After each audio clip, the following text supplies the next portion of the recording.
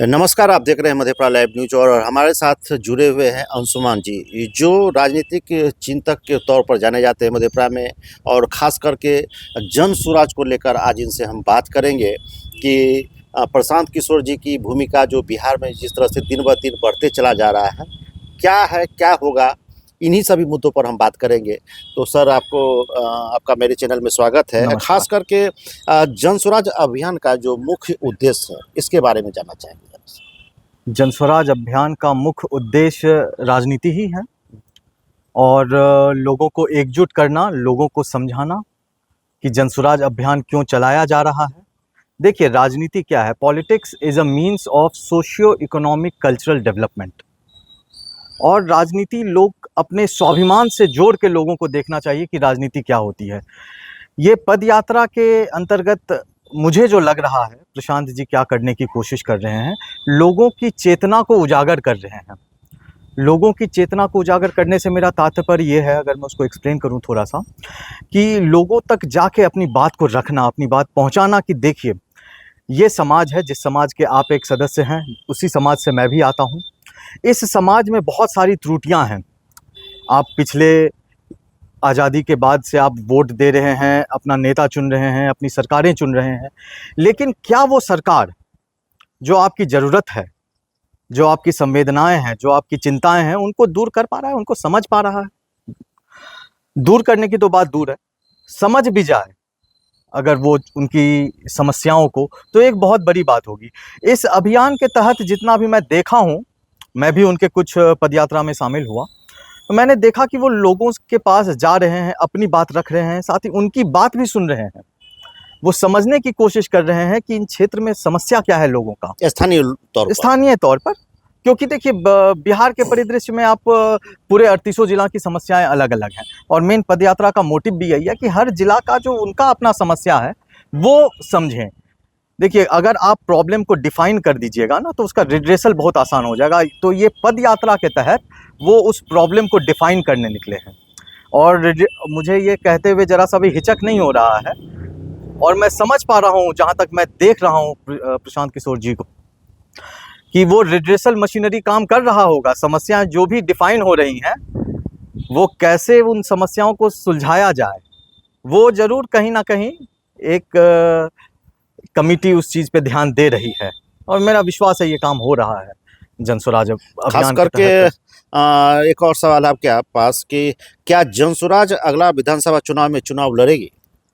अब देखिए, इस सवाल का जवाब प्रशांत जी स्वतः दे चुके हैं। 9 तारीख को जो हम लोगों की एक बैठक हुई थी, जन स्वराज की एक बैठक हुई थी पटना में, वहाँ पे उन्होंने बाकायदा डेट भी दिया है कि 2 अक्टूबर को जन स्वराज पार्टी की स्थापना हो जाएगी। अभी तो अभियान चल रहा है, बाकायदा एक पार्टी, जिसको पार्टी का जामा पहनाया जाएगा, प्रारूप, वो तैयार होगा, और पूरे के पूरे 243 विधानसभाओं पे जन स्वराज अपने उम्मीदवार को उतारेगी। खास करके इसमें बीच में आ रहा था कि कहीं किसी से गठबंधन तो नहीं करेंगे, गठबंधन का कहीं कोई सवाल नहीं है। उस सवाल पे मैं आपको ऐड कर देना चाहता हूँ, चूंकि मैं भी लोगों से मिलता हूँ, तो लोग बहुत तरह की बातें करते हैं। कोई बोल देता है कि आप फलाने के बी टीम है, कोई बोल देता है फलाने की बी टीम। देखिए, एक छोटा सा मैं उदाहरण देना चाहता हूँ, थोड़ा सा समय लूँगा। अगर किसी व्यक्ति को कोई काम सौंपा जाए, किसी दूसरे व्यक्ति का काम सौंपा जाए, और बोला जाए कि ये काम करना है, और वही कुछ एक काम उसका स्वतः अपना काम हो, तो दूसरे व्यक्ति का जो काम वो करेगा, उसमें वो जरूरी वो अच्छे से काम को निपटाने की प्रयास करेगा। लेकिन क्या होगा ना, वो समझेगा कि मुझे 8 से 8 तक काम करना है, फिर मैं जाऊंगा, घर जाऊंगा, फ्रेश होऊंगा, खाना खाऊंगा, नींद लूंगा, फिर दूसरे दिन काम करने आऊँगा। और यही काम अगर मेरा स्वतः का रहेगा, तो मैं 8 से 8 नहीं देखूंगा, 12 बज रहा है, रात के 2 बज रहे हैं, मैं वो काम करते चले जाऊँगा, क्योंकि मुझे वो काम करना है, वो काम मेरा है। प्रशांत जी से मेरी मुलाकात हुई, कभी कभी बहुत देर रात भी मुलाकात हुई है। वो थक के चूर हो जाते थे, लेकिन अगर कोई आ गया मुलाकात करने, तो वो मुलाकात ज़रूर करते थे। तो ये दिखाता है कि वो जो है, वो कितने शिद्दत से इस चीज़ में लगे हुए हैं, लोगों के बीच जाके सभी चीज़ों को एकत्रित करना, इतना बड़ा संगठन बनाना। तो मुझे नहीं लगता कि गठबंधन का कहीं कोई गुंजाइश है। अब देखिए, राजनीति अनिश्चितताओं का चीज़ है, पोस्ट पोल, लेकिन हमें जहाँ तक भरोसा है, कि जनसुराज 243 सीटों पर चुनाव लड़ेगी और मेजॉरिटी अपने दम पे हासिल करेगी। इतना संगठन मजबूत हो रहा है जनसुराज का कि ये मेजॉरिटी अपने दम पे हासिल करेगी। खास करके एक और सवाल है आपसे कि क्या प्रशांत किशोर बिहार के लिए एक दूरदर्शी नेता साबित हो सकते हैं? क्योंकि लोगों के मन में थोड़ा सा कन्फ्यूजन रहता है कि क्योंकि नए हैं, अब चूंकि रणनीतिकार के तौर तो जानते थे, लेकिन क्या वो दूरदर्शी बिहार का चेंजिंग कर पाएंगे कि नहीं? एक आम लोगों की तरफ से सवाल है, वो आप बताएं। देखिए, दूरदर्शी नेता का मतलब होता है कि एक राज्य को लेके एक विजन हो उनके पास, यही होता है ना दूरदर्शी नेता। मतलब आप किसी सोच के साथ आए हैं जो आप अपने राज्य को, अपने क्षेत्र को कैसे डेवलप कर सकते हैं। देखिए, ये बाहर भी काम कर चुके हैं, विदेश में भी काम किया। उसके बाद जब ये भारत लौटे तो इन्होंने राजनीतिक रणनीतिकार के तौर पे, जिसे मैं इलेक्शन कैंपेन मैनेजिंग जो काम इन्होंने किया, 2011 से ये अनवरत करते रहे। इन्होंने समस्याओं को समझा, हर जगह के समस्याओं को समझा। इन्होंने तो हर जगह सरकार भी बनवाई, जहाँ जहाँ कैंपेन किया। मुझे लगता है 95% जगहों पे तो सरकार बनी है।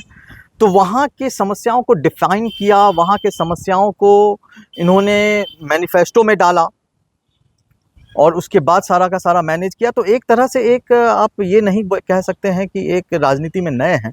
इतने वर्षों की इनकी एक्सपीरियंस जो है राजनीति की, समस्याओं को समझने की, मैनिफेस्टो बनाने की, उनको सुलझाने की, ये चीज़ तो है उनमें। दूसरी बात एक्सक्यूज़ मी, दूसरी बात कि काफ़ी एजुकेटेड लीडर है, पढ़े लिखे लीडर हैं, काफ़ी मैच्योर हैं। एक राजनीति में जिस मैच्योरिटी के साथ लोगों को आना चाहिए, उस मैच्योरिटी के साथ ये राजनीति में आए हैं।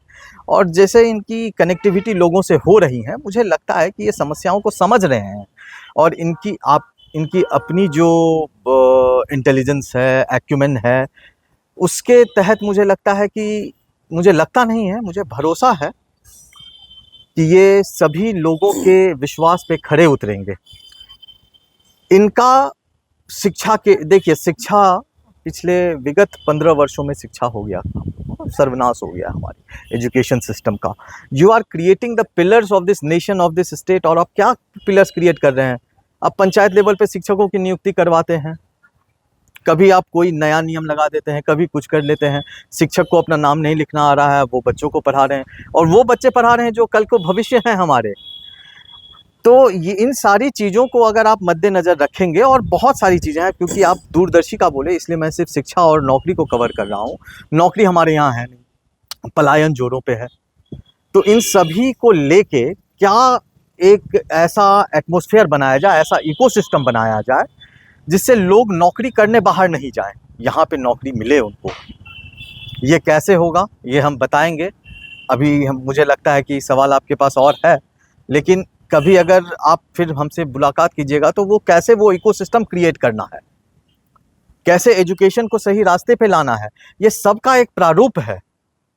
और हम लोगों भी, अगर हम लोग से सजेशन मांगा जाएगा, हम लोग भी सजेशन देंगे, और ज़रूर मांगा ही जा रहा है। तो इस हिसाब से एक रिड्रेशल मशीनरी बनेगी। तो ये एक्चुअली में अगर जो ऐसे काम करेंगे तो ये दूरदर्शी नेता हैं, और ये लोगों को अपनी जो उनकी इच्छाएं हैं वहाँ तक कैसे पहुँचें ये भी रास्ता दिखाएंगे।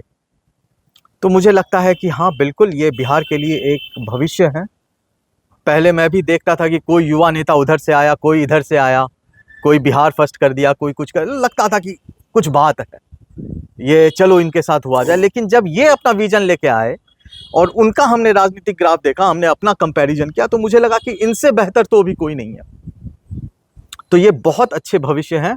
हम लोगों को, वो बोलते हैं ना, we should embrace Prashant Kishor. हम लोगों को इनको गले लगाना चाहिए और इनका साथ देना चाहिए। आपके माध्यम से मैं लोगों से भी कहता हूँ कि आप ज़रूर सुने कि प्रशांत जी क्या कह रहे हैं। अगर आप इनसे इत्तेफाक रखते हैं तो ज़रूर हमसे जुड़ें। तो एक और सवाल रहा आपके साथ कि क्या जन स्वराज के माध्यम से अच्छे लोग राजनीति में आएंगे? कोशिश यही है और कोशिश यही होना भी चाहिए। देखिए, राजनीति, पढ़े लिखे लोगों का आना राजनीति में बहुत ज़रूरी है। पढ़े लिखे लोग से मेरा मतलब ये नहीं कि जो सिर्फ और सिर्फ जिनके पास डिग्री हो, एक जो पीएचडी होल्डर है या पोस्ट डॉक्टरल भी कर लिए हो, तो वो चिंतक बहुत टाइप का। अच्छे नेता हो सकते हैं। ये एक चिंतक हो, एक ऐसे व्यक्ति हो जिनमें समझ हो राजनीति की, जिनमें समझ हो क्षेत्र की, जनता की। ऐसे लोगों का राजनीति में आना चाहिए जो इस माध्यम से आ रहा है। आप अगर कभी जनस्वराज के किसी मीटिंग में जाएंगे तो आप देखेंगे वहां पे जो लोग आके विमर्श जो करते हैं, आपको समझ में आएगा कि कितने इंटेलेक्चुअल लोग हैं समाज में जो राजनीति में सिर्फ इसलिए नहीं आना चाहते थे कि उन्हें लगता था कि राजनीति में वो सुने नहीं जाएंगे। तो एक प्लेटफॉर्म दिया जा रहा है। यानी कि राजनीति का जो मायने था कि ये एक दलदल है जिसमें नहीं फंसना है, लेकिन एक बिल्कुल नहीं, ये जो अपना जो लेके आ रहे हैं, वो लगता है कुछ विजन अलग टाइप का। अलग है। और मैं तो एक्चुअली थोड़ा आपसे विनम्रता से क्षमा चाहते हुए बोलूँगा, राजनीति को कभी भी दलदल नहीं समझना चाहिए लोगों को। हाँ, कठिन चीज़ थी, अच्छे लोगों की देखिए, कमी भी जो थी। लोकल स्तर पर जो आम लेकिन जनमानस की भाषा जो है, हाँ, जो समझता है, बिल्कुल, उस हिसाब से हम आपसे बिल्कुल, सवाल बिल्कुल, किए थे। बिल्कुल सही बात है ये, और मैं आपके सवाल से सहमत भी हूँ। लेकिन राजनीति में जब तक अच्छे लोग नहीं आएँगे, वो बदलाव नहीं होगा। और अच्छे लोग, फिर ऐसे अच्छे लोग नहीं आए, जो अच्छे लोग आ गए हैं, किसी आंदोलन के तहत अच्छे लोग आ गए, उन्होंने फिर क्या किया? उन्होंने फिर राजनीति को उसी दलदल में लेके चले गए। लोगों का भरोसा उठ जाता है। आज जो हम लोगों का संगठन तैयार हो रहा है, आज़ादी के बाद देखिए संगठन तैयार हुआ, कुछ 75 के बाद भी कुछ युवा आंदोलन हुआ, स्टूडेंट संगठन तैयार हुआ, लेकिन जो संगठन कांग्रेस ने तैयार किया था आज़ादी पूर्व, उसी प्रारूप पे, उसी रूपरेखा पे ये जनस्वराज अपना संगठन तैयार कर रही है। ये बहुत बड़ी बात है। ऐसे संगठन में जब आप उन लोगों को लेके आएंगे, अच्छे व्यक्ति को, और उनको आप अपना सहयोग देंगे कि मेरा समर्थन आपके साथ है, अब आप चुनाव में जाइए, अब आप राजनीति में जाइए, देखिए कितना भरोसा ऊपर हो जाएगा उन लोगों को, कितना आत्मविश्वास बढ़ेगा, कितना आत्मबल उनका बढ़ेगा कि मैं भी चुनाव लड़ सकता हूँ कहीं से। मुझे कहीं पे जाके साइको फैंसी करने की जरूरत नहीं है, किसी नेता का केक काट के उनके चेहरे पे लगाने की जरूरत नहीं है। ये एक ऐसा जगह है जहां मुझे लेके आया, इतना सम्मान मिला, और मुझ पे इतना विश्वास कर रहे हैं ये लोग। तो ये एक सुखद बदलाव है। लेकिन मैं ये कहूँगा कि लोग इस चीज़ को किसी और दल से नहीं जोड़ें कि दिल्ली में क्या हुआ, या असम गण परिषद आया था, एजीपी भी आए थे, आंदोलन से क्या हुआ, नहीं।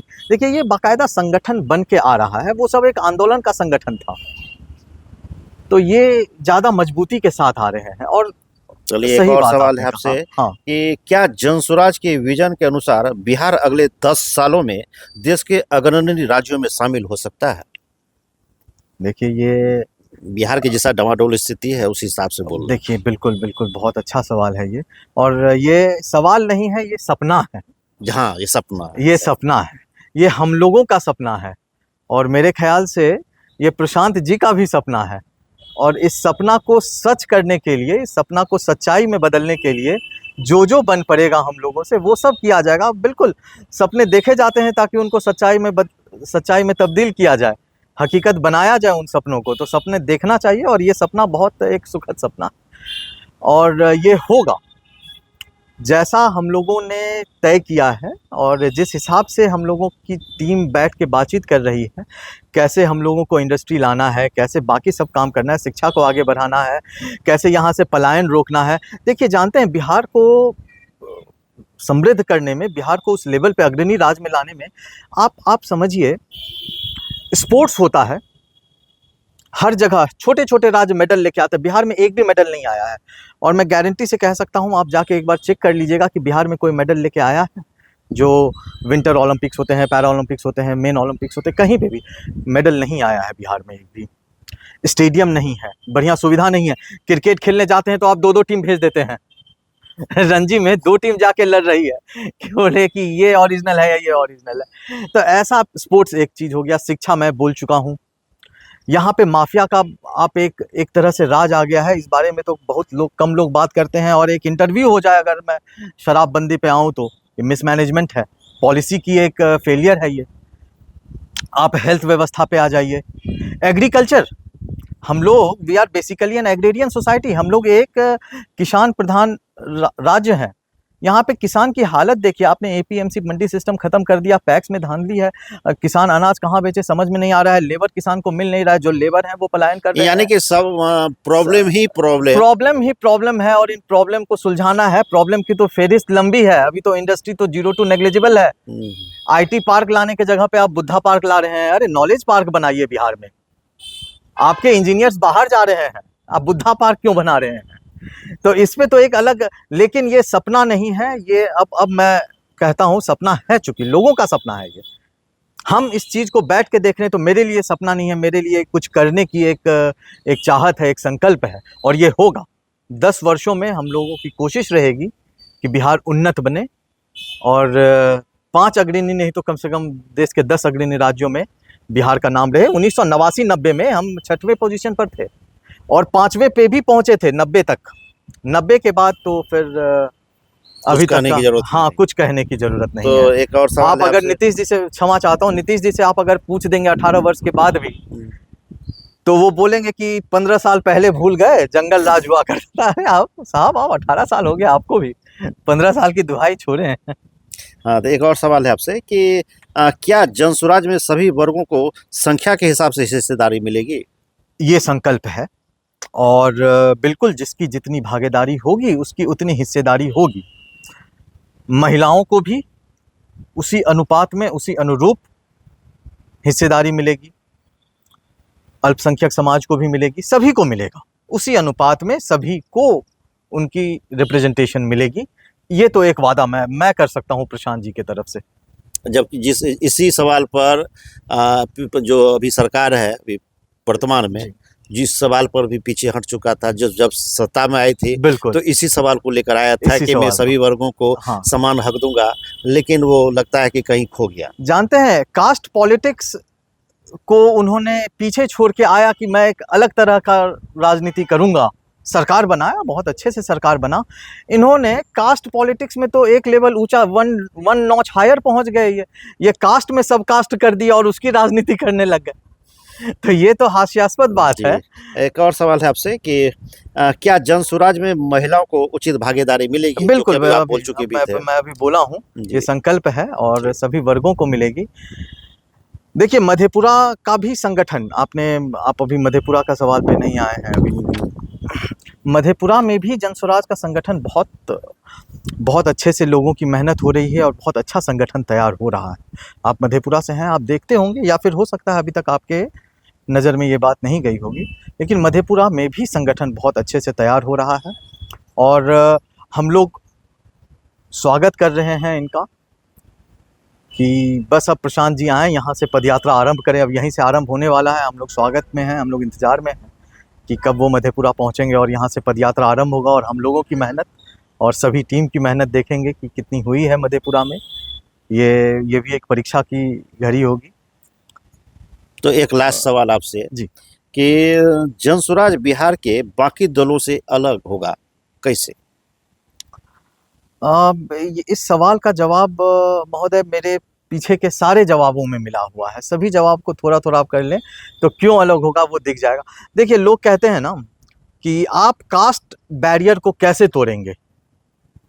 यहाँ पे तो कास्ट बेस्ड होती है पॉलिटिक्स, नेचुरल है, होती है, आप भी समझ रहे हैं। हम लोग को कास्ट बैरियर को नहीं तोड़ना है। हम लोगों को उन समाज में जाके बोलना है कि आप कहाँ पिछड़े हैं। ऐसा तो है नहीं कि सभी समाज एक उस उन्नत स्थिति पे पहुंच गई है कि वहाँ पे पिछड़ापन नहीं है। वहाँ पे सभी को नौकरी है, वहाँ पे सभी को शिक्षा है, वहाँ पे किसी प्रकार की कोई दिक्कत ही नहीं है, हर जगह है।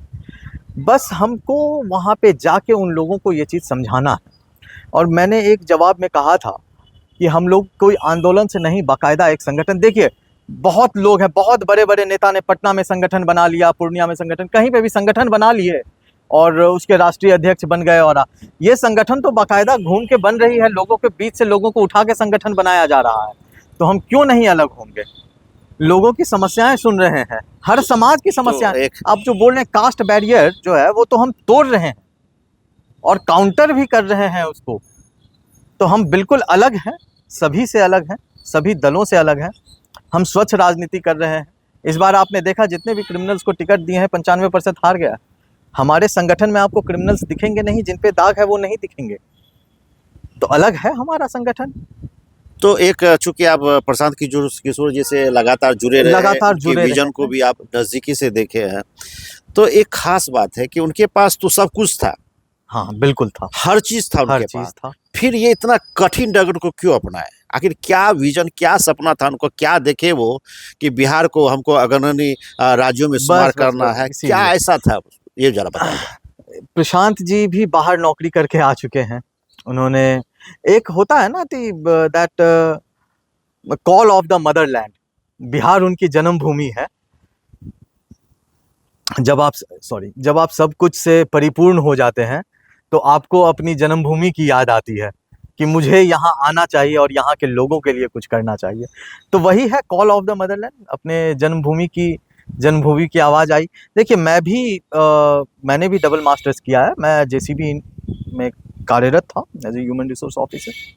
लेकिन फिर मैं भी मधेपुरा आया और यहाँ के लोगों के बीच संपर्क साधना शुरू किया, यहाँ के लोगों के बीच अपनी बात रखनी शुरू की। तो ये एक नैसर्गिक चीज़ है, नेचुरल है कि आप कहीं भी रहें, लास्ट में आप अपने घर को जरूर सही करने आते हैं।